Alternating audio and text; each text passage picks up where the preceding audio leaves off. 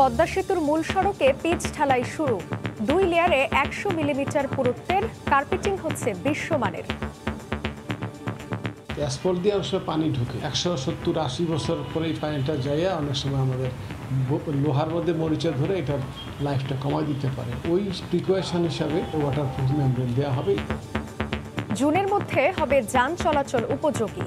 পদ্মাপাড়ে মানুষ হিসেবে অত্যন্ত খুশি যে আমরা আরেক ধাপ এগিয়ে গেলাম। ব্রিজ ঢালাই এক সাইড হয়ে যেতেছে, আরেক সাইডের কাজ প্রায় দ্রুত চলতেছে। পুরো কমপ্লিট হওয়ার পর যায়, এখন আমাদের কাছে অনেক আনন্দ লাগতেছে। দেখছিলেন প্রধান শিরোনাম, দুপুরের সময়ের সঙ্গে আছি আমি জান্নাতুল সাদিয়া। এবার অন্যান্য শীর্ষ সংবাদ। নতুন ধাপে বাংলাদেশ ফ্রান্স দ্বিপক্ষীয় সম্পর্ক, প্রতিরক্ষা সহযোগিতায় সম্মতিপত্রে সই, সশস্ত্র বাহিনী পাবে প্রযুক্তি ও প্রশিক্ষণ। পিকে হালদারের বিরুদ্ধে কানাডায় অর্থ পাচারের প্রমাণ, 426 কোটি টাকার অবৈধ সম্পদ, ব্যাংকে 6080 কোটি টাকা লেনদেন, অভিযোগপত্র অনুমোদন। সামাজিক মাধ্যমে ব্যাংকের সমন্বিত নিয়োগ পরীক্ষার প্রশ্ন ফাঁস, সত্যতা পেয়েছে পুলিশ, ব্যাংক কর্মকর্তা সহ চক্রের 10 সদস্য আটক। এবং ভারতে ডিজেল পাচার ঠেকাতে বেনাপোলে ট্রাকের তেল মেপে হিসেব রাখছে বিজিবি। ধর্মঘটে 3500 কন্টেইনার না নিয়ে চট্টগ্রাম বন্দর ছেড়েছে 7টি জাহাজ।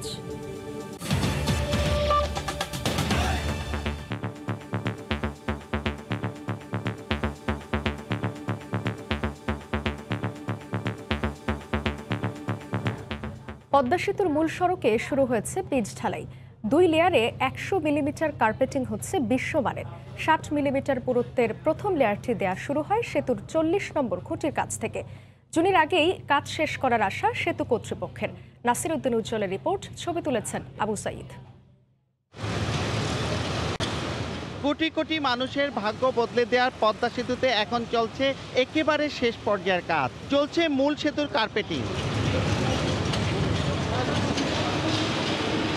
4 লেনের পদ্মা সেতুর মাঝে ডিভাইডারের পশ্চিম পাশে 2 লেনে চলছে কার্পেটিং। ওয়াটারপ্রুফ লেয়ারের উপর প্রথম লেয়ারে 60 মিলিমিটার পুরো করে কার্পেটিং করা হচ্ছে।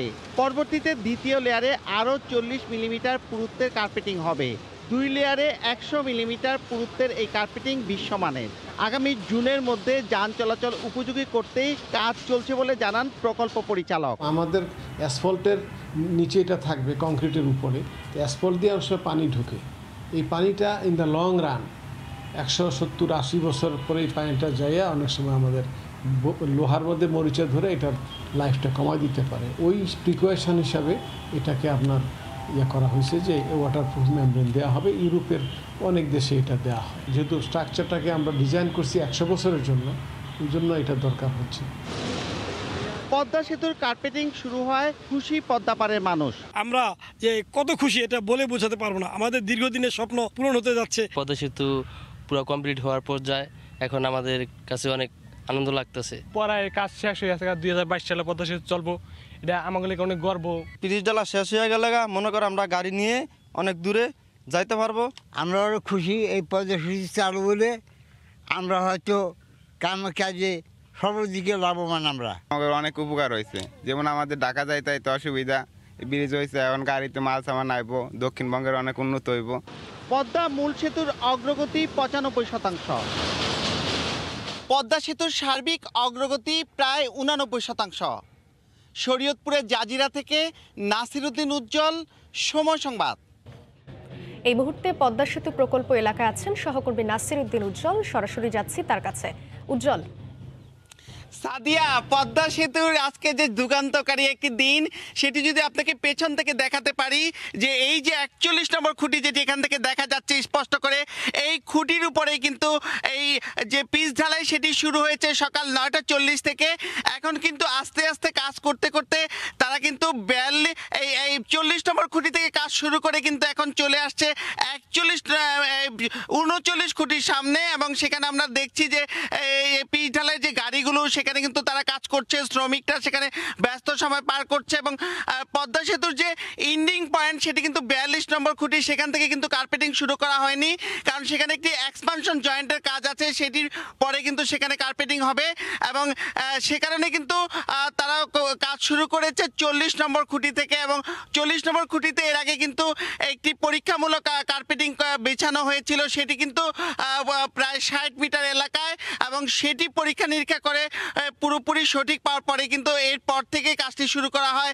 সেই কাজটি করার ক্ষেত্রে তারা যে এদিকে ওয়াটার প্রুফ যেটি আছে 4 রঙের, যেটি ধূসর, হলুদ, সাদা এবং কমলা রঙের, এরকম 4টি রঙের যে লেয়ার, সেটির উপরে কিন্তু এই কালো রঙের ব্ল্যাক টপ যেটি বলে তারা বা পিচ ঢালাই কার্পেটিং সেটি করা হচ্ছে। এবং সেটি করবার জন্য কিন্তু দেশি বিদেশি প্রকৌশলী এবং শ্রমিকরা এখানে কাজ করছেন।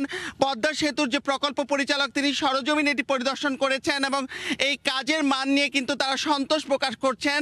এবং পদ্মা সেতুর দায়িত্বশীলরা বলছেন যে এই কার্পেটিং শুরু হয়ে গেল, এটি কিন্তু প্রতিদিনই চলবে না, মাঝে মাঝে গ্যাপ থাকবে, কারণ হচ্ছে যে তাদের যে পরিকল্পনা রয়েছে এবং আগে থেকেই যে এখানে যেই কার্পেটিংটি হচ্ছে তার বেশ কয়েকদিন আগে গেল মাসের 20 তারিখে কিন্তু এই ওয়াটার প্রুফ লেয়ারটি তারা দিয়েছেন এবং এটি দেওয়ার পরে কিন্তু এই কার্পেটিংটা শুরু করতে হয়। এইসব প্রক্রিয়াগুলো চলছে এবং পদ্মা সেতুর যে মূল সেতুর মধ্যে কিন্তু 8টি এক্সপানশন জয়েন্ট রয়েছে, সেই জয়েন্টের মধ্যে কিন্তু নানা রকম কাজ চলছে, এইটির মাঝখান দিয়ে কিন্তু এই কার্পেটিংয়ের গাড়িগুলো চলাচল করতে হচ্ছে। সেই সব কারণে কিন্তু তারা মাঝে মাঝে বিরতি দিচ্ছেন এবং তারা বলছেন যত দ্রুত সময়ের মধ্যে কাজটি শেষ করা যায়, কার্পেটিং শেষ হলে কিন্তু পদ্মা সেতুতে যানবাহন চলাচল শুরু করবে।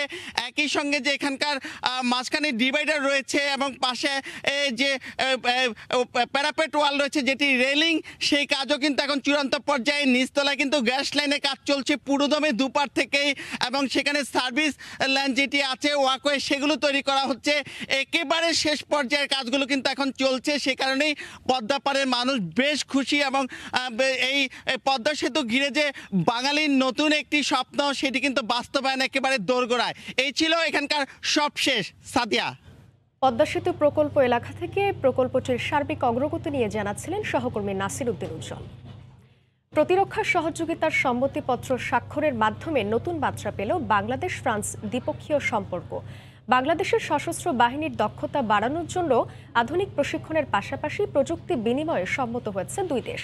মঙ্গলবার দেশটির প্রেসিডেন্ট ইমানুয়েল ম্যাক্রো এবং প্রধানমন্ত্রী জ কস্টেক্সের সঙ্গে সরকার প্রধান শেখ হাসিনার দ্বিপক্ষীয় বৈঠকে এই সম্মতিপত্র সই হয়। এর আগে রাজকীয় কায়দায় এলিসি ও ম্যাটিগনন প্রাসাদে অভ্যর্থনা জানানো হয় শেখ হাসিনাকে। বিস্তারিত জানাচ্ছেন দেবাশিস রায়। প্রায় 2 যুগ পর ইউরোপের প্রভাবশালী দেশ ফ্রান্সের মাটিতে দ্বিপক্ষীয় সফরে বাংলাদেশের প্রধানমন্ত্রী শেখ হাসিনা। মঙ্গলবার স্থানীয় সময় সন্ধ্যায় দেশটির প্রধানমন্ত্রী জ কস্টেক্সের সরকারি বাসভবন ম্যাটিগনন প্যালেসে পৌঁছান শেখ হাসিনা। এ সময় উষ্ণ অভ্যর্থনা জানান কস্টেক্স। পরে দুই দেশের প্রতিনিধি দল বসে আনুষ্ঠানিক বৈঠকে। এ সময় দ্বিপক্ষীয়, আন্তর্জাতিক ও এশীয় প্যাসিফিক অঞ্চলের শান্তি ও নিরাপত্তা ইস্যু সহ বহুপাক্ষিক বিষয়ে আলোচনা করেন শীর্ষ নেতারা। বৈঠকের পর দুই দেশের সম্পর্ক উন্নয়নে প্রতিরক্ষা খাতে সহযোগিতা বাড়ানোর কৌশল হিসেবে হাসিনা কস্টেক্সের উপস্থিতিতেই ম্যাটিগনন প্যালেসেই স্বাক্ষরিত হয় সম্মতিপত্র বা লেটার অফ ইন্টেন্ট। বৈঠকের আনুষ্ঠানিকতা শেষে শেখ হাসিনাকে বিদায় জানান ফরাসি প্রধানমন্ত্রী জ কস্টেক্স। এর আগে মঙ্গলবার স্থানীয় সময় সকালে ফ্রান্সের প্যারিসে পৌঁছান প্রধানমন্ত্রী শেখ হাসিনা। পরে দুপুরে তিনি প্রেসিডেন্ট ইমানুয়েল ম্যাক্রোর আমন্ত্রণে যান ঐতিহাসিক এলিসি প্যালেসে। দুই শীর্ষ নেতা ফটো সেশনের পর দ্বিপক্ষীয় বৈঠক করেন। প্রেসিডেন্টের সরকারি বাসভবন বা এলিসি প্যালেসের ঐতিহ্য বজায় রেখে রাজকীয় রাষ্ট্রাচারে প্রধানমন্ত্রীকে অভ্যর্থনা জানায় প্রেসিডেন্টের গার্ড রেজিমেন্ট। দুদেশের জাতীয় সঙ্গীত বাজিয়ে সম্মান জানানো হয়। প্যালেসের কর্মকর্তাদের নিয়ে প্রেসিডেন্সিয়াল গার্ড পরিদর্শন করেন প্রধানমন্ত্রী। এলিসি প্যালেসের ঊর্ধ্বতন কর্মকর্তারা পুরো প্যালেসের খুঁটিনাটি দিক ও ঐতিহ্য সম্পর্কে অবহিত করেন শেখ হাসিনাকে। পরে রিপাবলিকান গার্ডের পক্ষ থেকেও সম্মান জানানো হয় তাকে। দ্বিপক্ষীয় সহযোগিতা জোরদারের জন্য ব্যবসা, বিনিয়োগ ও প্রতিরক্ষা সহযোগিতায় জোর দিয়েছে দুই পক্ষই। কূটনীতিকরা আশাবাদী যে এই সফর বাংলাদেশ ও ফ্রান্সের মধ্যেকার দ্বিপাক্ষিক অংশীদারিত্বের সম্পর্ককে আরও শক্তিশালী করার ক্ষেত্রে নতুন অধ্যায়ের সূচনা তৈরি করল। দেবাশিস রায়, সময় সংবাদ। শহীদ নূর হোসেন দিবস উপলক্ষে রাজধানীর গুলিস্তানে নূর হোসেন চত্বরে ফুল দিয়ে শ্রদ্ধা জানিয়েছে বিভিন্ন রাজনৈতিক ও সামাজিক সংগঠন। এ সময় দেশের গণতন্ত্রের চর্চা নিয়ে পাল্টাপাল্টি বক্তব্য দেন আওয়ামী লীগ ও বিএনপি নেতারা। নূর হোসেনের পরিবার আশা প্রকাশ করেন তাদের সন্তানের আত্মত্যাগ যেন বৃথা না যায়। গণতন্ত্র মুক্তি পাক, স্বৈরাচার নিপাত যাক স্লোগান বুকে পিঠে লিখে 1987 সালের 10ই নভেম্বর এরশাদ বিরোধী আন্দোলনে গুলিতে শহীদ হন নূর হোসেন। দিনটিকে স্মরণ করে বুধবার ভোর থেকেই শহীদ নূর হোসেন চত্বরে ফুল দিয়ে শ্রদ্ধা জানাতে আসেন বিভিন্ন শ্রেণী পেশার মানুষের পাশাপাশি রাজনৈতিক দল ও সংগঠনের নেতাকর্মীরা।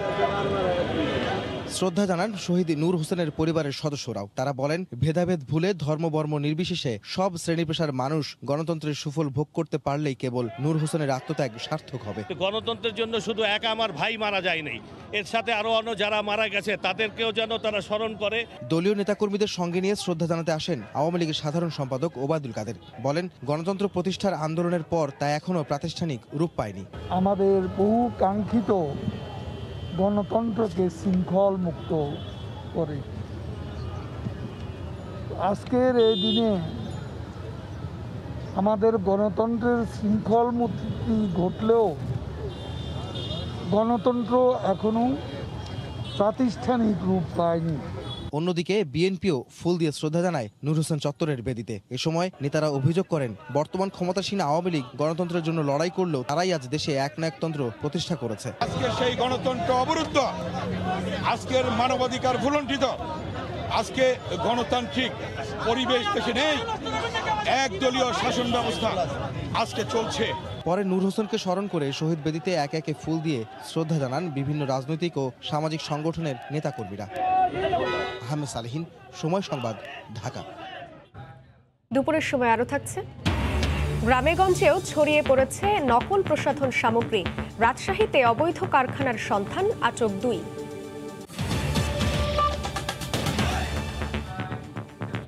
পিকে হালদারের 426 কোটি টাকা অবৈধ সম্পদ অর্জনের প্রমাণ পেয়েছে দুদক।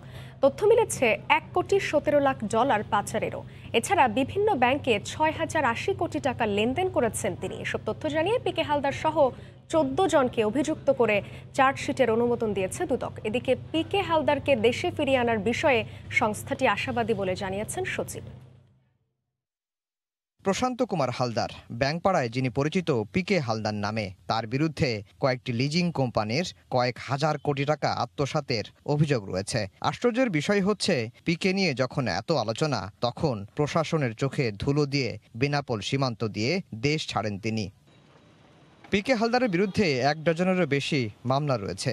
বুধবার তার বিরুদ্ধে হওয়া অবৈধ সম্পদ অর্জনের মামলার অভিযোগপত্রের অনুমোদন দিল দুদক। সংস্থাটি জানায়, পিকের 426 কোটি টাকার অবৈধ সম্পদ অর্জন, বিভিন্ন ব্যাংকে 6,080 কোটি টাকার লেনদেন ও $1,17,00,000 কানাডীয় ডলার পাচারের প্রমাণ মিলেছে।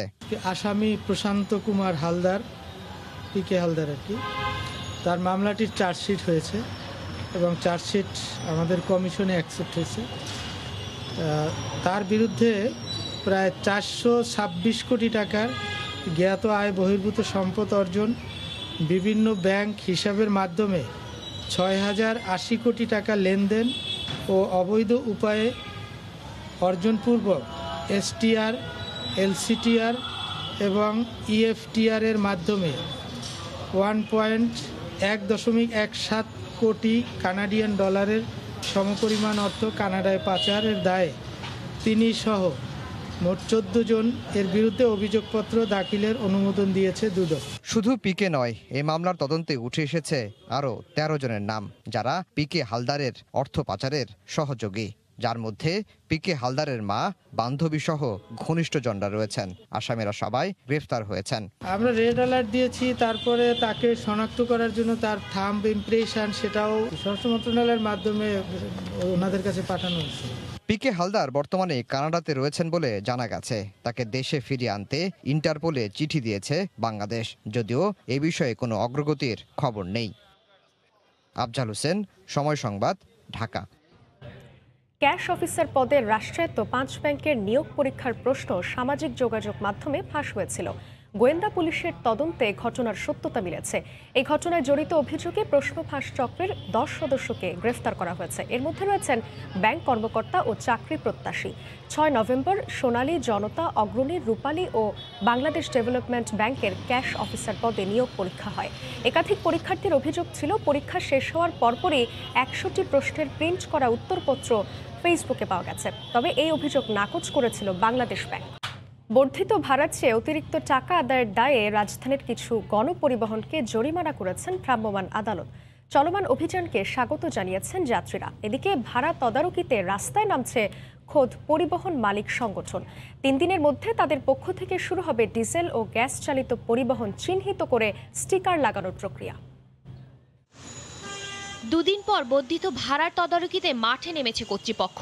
সোমবার থেকে নতুন ভাড়া কার্যকর হওয়ার পর থেকেই যাত্রীদের অভিযোগ ছিল অতিরিক্ত ভাড়া আদায়ের। অভিযান তো আসলে জরিমানা করে শেষ, তারপর আবার কে দেখবে? এটা উচিত ছিল সরকার থেকে চার্ট টানানো, কিন্তু চার্ট টানায়নি, তারা নিজেরা চার্ট বানায় নিছে। অবশ্য সাধুবাদ জানাই যেন এই অভিযানটা চালু হয়ে যেন আমরা উপকৃত হই, যেন এটা থেমে না যায়। যাত্রীদের অভিযোগের ভিত্তিতে ভ্রাম্যমাণ আদালত জরিমানা করেন নিয়ম না মানা পরিবহন চালকদের। কাজলার থেকে গুলিস্তান আসি 10 টাকা ভাড়া, এখন নিচ্ছে 20 টাকা। যদি কম দিতে যাচ্ছি তখন হচ্ছে অনেক বার্গেনিং করতেছে, আমাদের সঙ্গে অনেক খারাপ আচরণ করতেছে। জরিমানা হয়েছে, আমরা কেন কিলোমিটার হিসাবে ওই যেখানে নামবে সেইখানের ভাড়াটা নিচ্ছি না। অতিরিক্ত ভাড়া আদায়ের সঙ্গে তদারকি করা হয় গাড়ির ফিটনেসও। পরিবহন প্রতি 1 থেকে 1,500 টাকা করে জরিমানা করেন আদালত। বাসে যারা ড্রাইভার বা তারা অনেক ক্ষেত্রে মালিকের অজুহাত দেখাচ্ছেন বা সমিতির অজুহাত দেখাচ্ছেন, কিন্তু আমরা তাদেরকে স্পষ্টভাবে জানিয়ে দিয়েছি যে সরকার নির্ধারিত ভাড়ার বাইরে অতিরিক্ত ভাড়া নেওয়ার কোনো সুযোগ নেই। এদিকে বুধবার সকালে রাজধানীতে সংবাদ সম্মেলন করে পরিবহন মালিক সংগঠন সিটিং সার্ভিস ও গেট লক লেখা বন্ধের নির্দেশ দেয়। সঙ্গে অতিরিক্ত ভাড়া আদায় হলে তদারকি দল নামানোর ঘোষণা দেওয়া হয়। আগামীকালকে থেকে আমরা ভাড়া সঠিক ভাড়া নেওয়া হচ্ছে কিনা, কেউ অতিরিক্ত ভাড়া নিচ্ছে কিনা, এই বিষয়টা কঠিনভাবে আমরা মনিটরিং করব। 3 দিন সময় দিব। এই 3 দিনের মধ্যে স্ব গাড়িতে সিটিং সার্ভিস এবং গেট লক সার্ভিস সম্পূর্ণ মুছে ফেলতে হবে। এই ধরনের কোনো সার্ভিস যেন না থাকে, এটা বৈধ নয়। জ্বালানি তেলের দাম বৃদ্ধিতে দেশ জুড়ে চলা ধর্মঘটের পর গণপরিবহনের ভাড়া নতুন করে নির্ধারণ করে সরকার। চলমান এসব অভিযান এবং নানান আশ্বাস যাত্রীদের জন্য কতটুকু সুখবর বার্তা বয়ে নিয়ে আসবে সেই প্রশ্ন থেকেই যাচ্ছে। তারপর তারা চাচ্ছেন চলমান থাকুক অভিযান, আর তাহলে হয়তো মাসিক খরচের যে বাড়তি বোঝা তা থেকে তারা নিস্তার পাবেন। শাতিলা শারমিন, সময় সংবাদ, ঢাকা। ভারতে তেল পাচারের খবরে নড়ে চড়ে বসেছে বিজিবি। বেনাপোল পেট্রাপোলে আমদানি ও রফতানি করা পণ্যের ট্রাকগুলোতে চালানো হচ্ছে তল্লাশি। হিসেব রাখা হচ্ছে তেলের পরিমাণের। বেনাপোল থেকে আজিজুল হকের পাঠানো তথ্য ও ছবি নিয়ে রিপোর্ট। বাংলাদেশের চেয়ে ভারতে দাম বেড়েছে ডিজেলের। এ অবস্থায় ভারতীয় ট্রাকে ডিজেল পাচার হবার খবর গণমাধ্যমে প্রকাশের পর বেনাপোল স্থলবন্দরে নিরাপত্তা জোরদার করেছে বিজিবি। শূন্যরেখায় স্কেল দিয়ে ট্রাকের তেল পরিমাপ করে প্লেট নম্বর ও তেলের পরিমাণ খাতায় লেখা হচ্ছে। পাশাপাশি তেল খরচেরও হিসেব নেওয়া হচ্ছে। বাংলাদেশ বিজিবি আমার গাড়ির ট্যাঙ্কি খুলে তেল চেক করে বললো যাওয়ার সময় চেক হবে ওই রেটে, আগে এটা চেক হতো না, ইদানিং চেক করছে। সংশ্লিষ্ট কর্মকর্তারা বলছেন কেউ যাতে জ্বালানি সম্পদ পাচার করতে না পারে সেজন্য তৎপর তারা। মেজারমেন্ট করে দেখি যে সে কতটুকু তেল নিয়ে বাংলাদেশে ঢুকলো এবং ফেরত যাওয়ার সময় সে কতটুকু তেল নিয়ে বাংলাদেশ থেকে ফেরত যাচ্ছে। কেউ যদি অর্ধেক ট্যাঙ্কি নিয়ে সে ফুল ট্যাঙ্কি নিয়ে যায় তাহলে হয়তো বোঝা যাবে সে বাংলাদেশ থেকে তেল কিনেছে। এবং সবাইকে আমি আবার বলে দিচ্ছি যেন কোনো রকম কোনো তেল পাচার কোনোভাবে যেন না ঘটে। তেল পাচার রোধে বিজিবির এমন পদক্ষেপ বড় ভূমিকা রাখবে বলে মনে করেন বন্দর ব্যবহারকারীরা। ভারতের তেলের দাম বেশি, বাংলাদেশের তেলের দাম কম, পাচার হওয়ার সম্ভাবনা আগে থেকে বিজিবি সতর্ক ব্যবস্থা নিয়েছে। তেলগুলো যদি নজরদারিতে রাখে তাহলে তেল পাচার রোধে আমাদের জন্য আরো ভালো হবে। তেল যাতে পাচার না হয় আগের থেকে যে বিজিবিরা তৎপর সৃষ্টি করেছে তার জন্য আমরা ব্যবসায়ীর তরফ থেকে বিজিবিকে সাধুবাদ জানাই। ভারতে বর্তমানে প্রতি লিটার ডিজেলের দাম 92 রুপি, আর বাংলাদেশে 80 টাকা 25 পয়সায় বিক্রি হচ্ছে। সময় সংবাদ, বেনাপোল। 4 দিনের পরিবহন ধর্মঘটে পণ্য বোঝাই ৩৫০০ কন্টেইনার না নিয়েই চট্টগ্রাম বন্দর ছেড়ে যেতে বাধ্য হয়েছে 7টি জাহাজ। এতে অন্তত 500 কোটি টাকা মূল্যের তৈরি পোশাক পাঠানো যায়নি বিদেশি ক্রেতার কাছে। জাহাজ খালি অবস্থায় চলে যাওয়ায় 50 লাখ মার্কিন ডলার ক্ষতির মুখে পড়তে যাচ্ছে দেশীয় এজেন্টরা। শাখাউত টিপুর ক্যামেরায় বিস্তারিত জানাচ্ছেন কমল দে। পরিবহন ধর্মঘটের কারণে জাহাজের হুক পয়েন্টে পৌঁছাতে না পারায় 7 নভেম্বর 3টি জাহাজ 1900 টিউএস এবং 8 নভেম্বর আরও 3টি জাহাজ 1500 টিউএস রপ্তানি পণ্যবাহী কন্টেনার না নিয়েই চট্টগ্রাম বন্দর ত্যাগ করে। এর সিংহভাগে ছিল বিদেশি ক্রেতাদের অর্ডারের তৈরি পোশাক, যার আন্তর্জাতিক বাজার মূল্য 500 কোটি টাকার বেশি। এই অবস্থায় আর্থিক ক্ষতির পাশাপাশি চলতি নভেম্বর মাসে 4 বিলিয়ন মার্কিন ডলার মূল্যের পণ্য রপ্তানির লক্ষ্যমাত্রা অর্জন নিয়ে শঙ্কার সৃষ্টি হয়েছে। বড় ক্ষতিটা হচ্ছে বায়ার ইনসিকিউরিটি ফিল করবে। কোনো কারণ ছাড়া, কোনো ঘোষণা ছাড়া এভাবে যদি হয় তাহলে কিন্তু বাংলাদেশের সুনাম ক্ষুণ্ণ হবে, আমরা ব্যবসা হাতছাড়া হয়ে যেতে পারে। শুধুই যে পণ্যবাহী কন্টেনার ফেলে রেখে জাহাজ বন্দর ত্যাগ করেছে তা নয়, এই সময় বিদেশ থেকে কাঁচামাল নিয়ে আসা প্রায় 12,000 কন্টেনার কারখানায় পৌঁছাতে পারেনি। আর ধর্মঘট প্রত্যাহার হলো প্রয়োজনীয় ট্রাক, কাভার্ড ভ্যান এবং কন্টেনারবাহী লরি পাচ্ছে না বলে অভিযোগ ব্যবসায়ীদের। তাতে এসব যানবাহনের ভাড়াও বেড়ে গেছে কয়েক গুণ। অ্যাভেলেবিলিটি নেই, মানে ডিমান্ড বেশি, সাপ্লাই ওরকম নেই। এটার সুদূর প্রসারী এফেক্ট হলো যে আমাদের আগামী 10 থেকে 15 দিন এটার মাসুল যারা আমদানিকারক, যারা রপ্তানিকারক সবাইকে দিতে হবে। কন্টেনার ফেলে জাহাজগুলো বন্দর ছেড়ে যাওয়ায় দেশীয় এজেন্টরা ক্ষতির মুখে পড়েছে 50 লাখ মার্কিন ডলারের বেশি। আর প্রায় 5000 কন্টেনার শিপমেন্ট বিলম্বিত হয়েছে। জাহাজ ভাড়া করে নিয়ে আসতে হচ্ছে এবং সে যদি কন্টেনার না নিয়ে যায় তাকে তো এটা ক্ষতিগ্রস্ত, তাকে তো ক্ষতিপূরণ দিতে হচ্ছে। তাহলে এই ক্ষেত্রে আমরা মনে করি যে এই পরিবহন ধর্মঘটটা হঠাৎ করে যেন এই ধরনের পরিবহন ধর্মঘট না করে সরকারের সাথে আলোচনা করে এটার সমাধান করা উচিত। জ্বালানি তেলের মূল্য বৃদ্ধির প্রতিবাদে শুক্রবার থেকে সোমবার পর্যন্ত সারা দেশে ধর্মঘট পালন করে ট্রাক, কাভার্ড ভ্যান এবং লরি চালক, শ্রমিক ও মালিকেরা। এতে দেশের বন্দরগুলোর কার্যক্রম পুরোপুরি স্থবির হয়ে পড়ে। কমল দে, সময় সংবাদ, চট্টগ্রাম। দুপুরের সময় আরও থাকছে। বিয়ে করলেন শান্তিতে নোবেলজয়ী মালালা ইউসুফজাই, জীবনসঙ্গী পাকিস্তান ক্রিকেট বোর্ডের কর্মকর্তা। ঢাকার বেশিরভাগ হাসপাতালের রোগীর বিছানার চাদর ও চিকিৎসকের ব্যবহৃত কাপড় চোপড় ধোয়া হয় বুড়িগঙ্গার নোংরা পানিতে। অস্বাস্থ্যকর পরিবেশে ধোয়ায় জীবাণুমুক্ত হচ্ছে না কাপড়। স্বাস্থ্য বিশেষজ্ঞদের মতে সনাতন এই পদ্ধতি না পাল্টালে ভয়াবহ সংক্রমণের মুখোমুখি হওয়ার আশঙ্কা বাড়ছে দিনকে দিন। ওবায়দুল্লাহ মামুনের রিপোর্ট। কোনো লন্ড্রির কাপড় নয়, এসব কাপড় ব্যবহৃত হবে রোগী ও চিকিৎসকদের জন্য। রাজধানীর বেশিরভাগ হাসপাতালের ব্যবহৃত কাপড় প্রায় প্রতিদিন এভাবেই ধোয়া হয় বুড়িগঙ্গার নোংরা পানিতে। জীবাণুনাশের জন্য এসব কাপড় ধোয়া হলেও কতটা জীবাণুমুক্ত হচ্ছে রোগী ও চিকিৎসকদের আচ্ছাদন।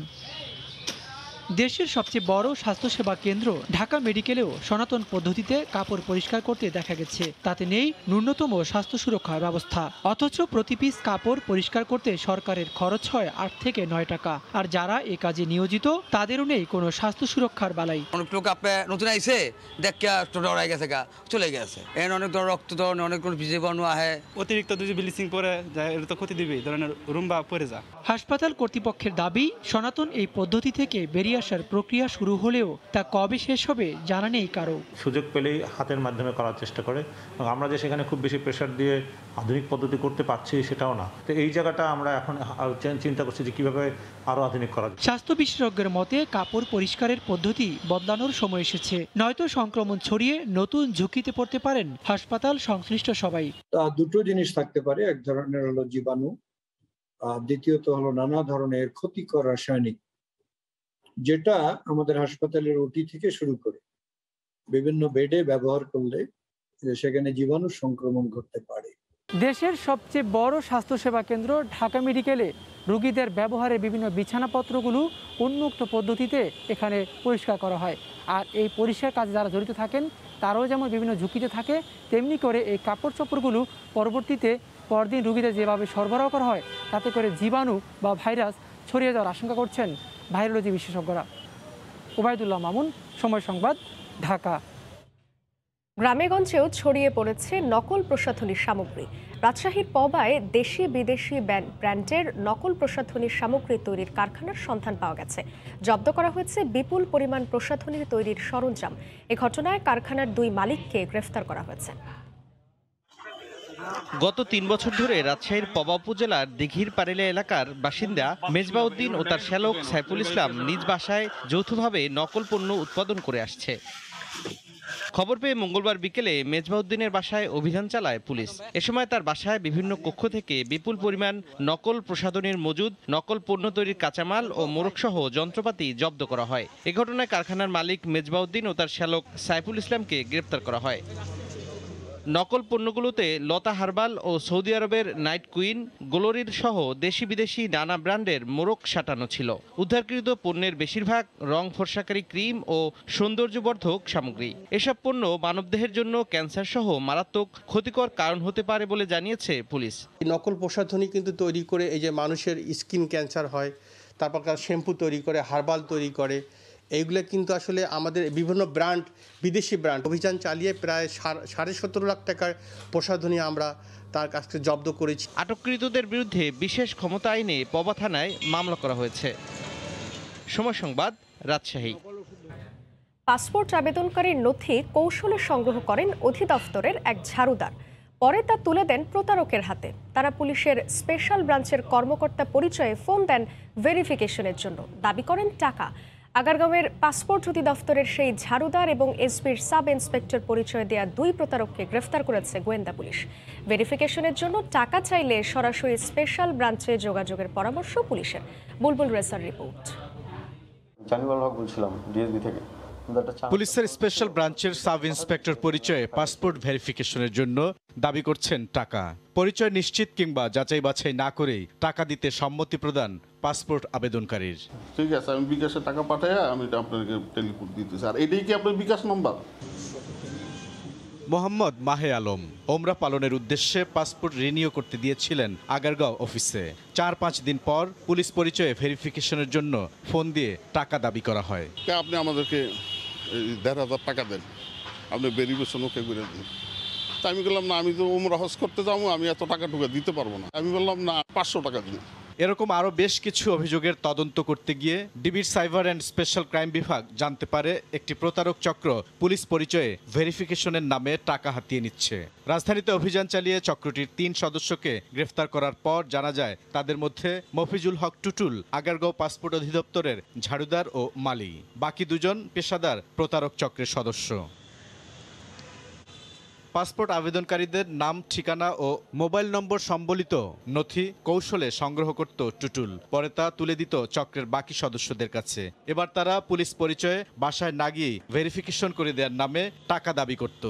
বাংলাদেশের যে কোনো বৈধ নাগরিক আপনার পাসপোর্ট পাওয়ার জন্য যোগ্য এবং এই পাসপোর্ট পাওয়ার ক্ষেত্রে সরকারি ফি ব্যতীত কোথাও কোনো অর্থ প্রদান করতে হবে না। পুলিশের দাবি, স্পেশাল ব্রাঞ্চের কেউ পাসপোর্ট ভেরিফিকেশনের জন্য ফোন দেয় না। নিয়ম হচ্ছে সরাসরি আবেদনকারীর বাড়িতে গিয়ে তথ্য যাচাই করা। এসবি সাব ইন্সপেক্টররা কখনোই টেলিফোনের মাধ্যমে ভেরিফিকেশনের কথা বলবে না। তারা ভেরিফিকেশন করতে বাসায় যাবে, তাদের পরিচয় দিবে। যারা পাসপোর্ট করার জন্য পাসপোর্ট অফিসে যায় তারা যেন কোনো দালাল বা প্রতারক চক্রের কবলে না পড়ে।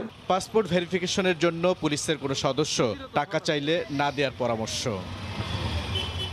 বুলবুল রেজা, সময় সংবাদ, ঢাকা।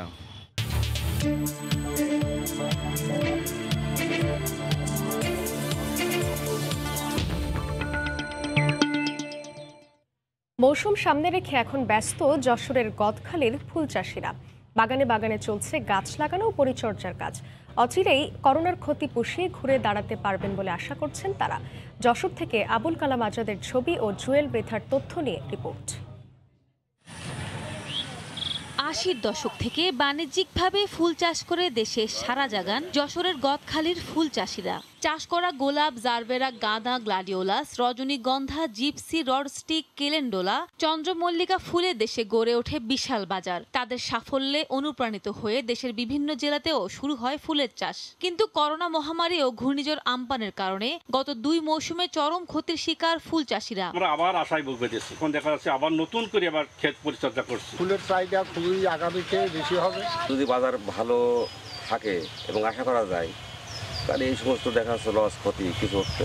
তাই ফুল চাষে আগ্রহ ধরে রাখতে সরকারি কৃষি প্রণোদনার সফল বাস্তবায়ন দাবি তাদের। কৃষক আছে 15,000, সেখানে মাত্র 1 থেকে 150 কি 200 কৃষক লোন পেয়েছে, বাকিগুলো কিন্তু লোন পায়নি। সরকার যদি এই লোনটা ডাইরেক্ট চাষিতে যদি ব্যাংকের মাধ্যমে দিত তাহলে অনেক চাষি উপকার হইতো। কৃষি ভিত্তিক ঋণ চালুর পাশাপাশি প্লাস্টিক ফুল আমদানি বন্ধ করলে এই খাতকে লাভজনক করা সম্ভব বলে মনে করেন ফুল চাষি নেতা। কৃষি ভিত্তিক ঋণটা চালু করা ফুল চাষি এবং ব্যবসায়ীদের মাঝে এই ফুল সেক্টর ঘুরে দাঁড়ানোর জন্য সরকারি নজরদারি এবং সহযোগিতা একান্ত প্রয়োজন। কৃষি বিভাগের তথ্য মতে জেলার প্রায় 1,500 হেক্টর জমিতে বাণিজ্যিকভাবে 11 ধরনের ফুল চাষ করা হয়।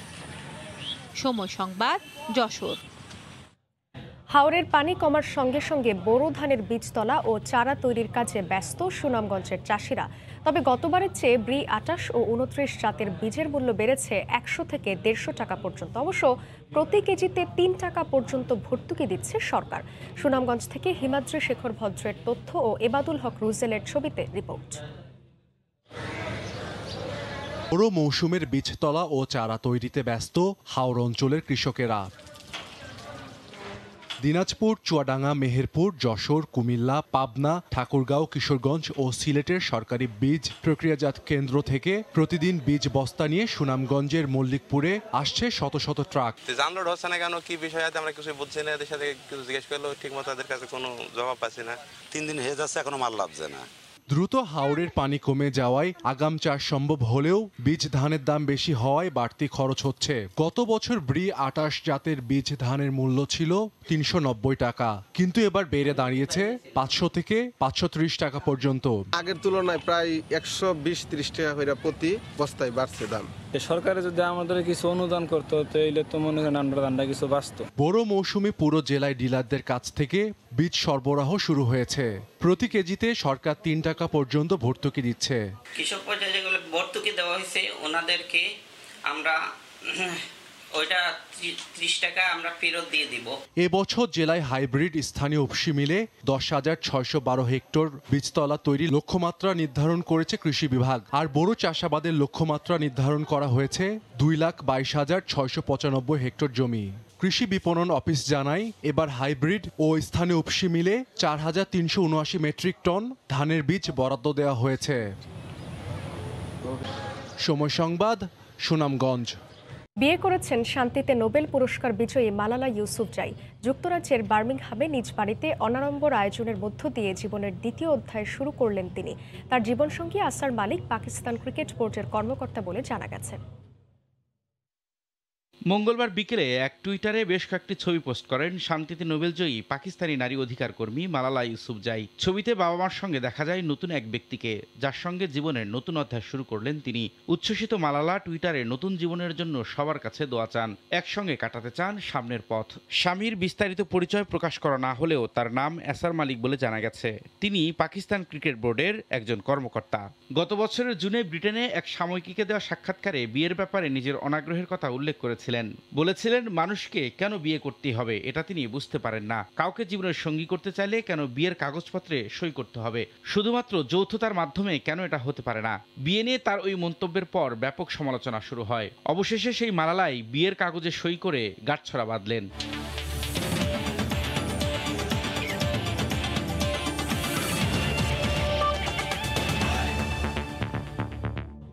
শুধু ক্রিকেটারই নয়, অযাচিত মন্তব্য রোধে খেলোয়াড়দের সঙ্গে কোড অফ কন্ডাক্টের আওতায় আনা উচিত বিসিবি কর্তাদেরও। বর্তমান পরিস্থিতির বিবেচনায় যা জরুরি বলে মনে করেন টাইগারদের সাবেক প্রধান নির্বাচক ফারুক আহমেদ। তিনি বলেন, ক্রিকেট নিয়ে বোর্ডের দীর্ঘমেয়াদী পরিকল্পনার অভাবেই পাওয়া যাচ্ছে না পর্যাপ্ত ব্যাকআপ ক্রিকেটার। মাহবুব রিমনের রিপোর্ট। ভালো নেই টাইগার ক্রিকেট, ব্যর্থতার পালে তাই পরিবর্তনের হাওয়া। পরিকল্পনা ঠেলে সাজানো গোটা কার্যক্রম। ক্রান্তিকালে তাই ডাকা হচ্ছে দেশের ক্রিকেট বোদ্ধাদের। তবুও শঙ্কা তো রয়েই যায়। মাশরাফি থেকে সালাউদ্দিন, নাজমুল আবেদিন ফাহিম কিংবা ফারুক আহমেদ, গুঞ্জন চলছে বিসিবিতে ফিরছেন তারা। কিন্তু প্রস্তাব পাওয়ার আগেই অনেকে জুড়ে দিচ্ছেন নানা শর্ত। কাজের পরিবেশে থাকতে হবে স্বাধীনতা, তবে কি বোর্ডে বর্তমানে যারা কাজ করেন তারা পুরোপুরি স্বাধীন নন? আমি ওইভাবেই চিন্তা করব যে কাজের স্কোপ কতটুকু, যে কারণে আমি তো একটা পার্টিকুলার কারণে আমি কাজটা ছেড়েছিলাম। সো ওই জিনিসটা কতটুকু ইমপ্রুভ করবে, স্বাধীনতা কতটুকু কাজ করতে পারবো কিনা, কাজের স্কোপ আছে নাকি, যদি এরকম হয় তাহলে ডেফিনেটলি বিবেচনা করবো। মাঠের পারফরমেন্সের সঙ্গে ক্রিকেটার বোর্ড কর্তাদের অযাচিত মন্তব্যে সামগ্রিক পরিবেশ হচ্ছে উত্তপ্ত। ফারুক আহমেদের পরামর্শ, খেলোয়াড়দের সঙ্গে কোড অফ কন্ডাক্টের আওতায় আনা উচিত বিসিবি কর্তাদেরও। There is a code of conduct for players, code of conduct থাকা উচিত অফিসিয়ালদেরও, ম্যানেজমেন্টেরও, যে তারা কতটুকু কীভাবে কী বলতে পারে, কতটুকু ডিরেক্ট বলতে পারে। কিছু কথা আছে যেটা হলে গিয়ে হয়তো রুমের মধ্যে হবে, যেটা বাইরে যাবে না। আক্ষেপ আছে পাইপলাইনের সংকট নিয়েও। বললেন ক্রিকেট নিয়ে স্বল্প মেয়াদে পরিকল্পনায় হচ্ছে কাল। তার সময় হয়নি, আপনি চান্স দিয়েছেন, আবার কিন্তু 4টা ম্যাচের পর তাকে আপনি ছুড়ে ফেলেছেন। এইটা কিন্তু একটা টিমের জন্য কোনোভাবেই আপনি ভালো কোনো কাজ করতে পারবেন না। সামনের ব্যস্ত শিডিউলের কথা চিন্তা করে এখনই 3 ফরম্যাটের জন্য আলাদা দল গঠনের পরামর্শ টাইগারদের সাবেক এই অধিনায়কের। মাহবুব রিমন, সময় সংবাদ, ঢাকা। দুপুরের সময়ের শীর্ষ সংবাদ জানিয়ে দিচ্ছি আরেকবার। পদ্মা সেতুর মূল সড়কে পিচ ঢালাই শুরু। 2 লেয়ারে 100 মিলিমিটারে পুরুত্বের কার্পেটিং হচ্ছে বিশ্বমানের। জুনের মধ্যে হবে যান চলাচল উপযোগী।